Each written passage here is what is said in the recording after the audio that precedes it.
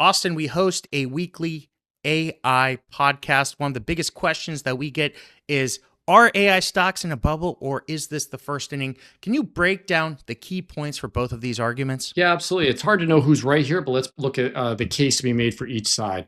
The people who claim that we're currently in an AI bubble, they point to the fact that shares have appreciated so much, it has to be irrational.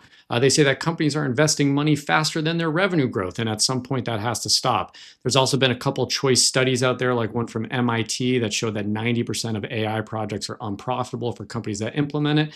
And lastly, we've seen companies have an explosion in their multiples, largely due to narrative. Now, some fundamental performance as well, but narrative. The case study for this, I think, is Palantir.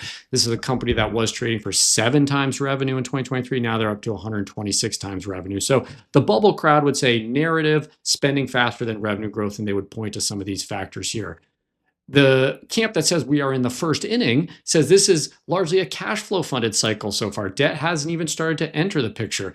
And they might point out that, hey, while not everybody is making AI work, those that are making billions on it. You're seeing Meta's own return on invested capital increase since they've implemented AI. Many of the mega tech companies have been able to grow revenue double digits while actually reducing their headcount. You're also seeing companies like NVIDIA, Oracle, and other hyperscalers that actually truly have real revenue. This is not phantom revenue. It's not promised revenue like we saw in the dot-com bubble. So what's the conclusion? Well, it's certainly messy. We know that. There's going to be major pullbacks. There's going to be major volatility. But let's look back to the canonical example of why you would not want to invest in AI today. And that's the dot-com bubble, right? If you had invested in the NASDAQ at the literal peak of the 2000 dot-com bubble and you held on, not an easy thing to do. But if you did, you would still have 5 extra money today. And that is literally if you had the absolute worst timing. And of course, if you were a little earlier in that or a little late as the bubble was imploding, you would have done significantly better and more like 10 extra money. So where are we today? Look,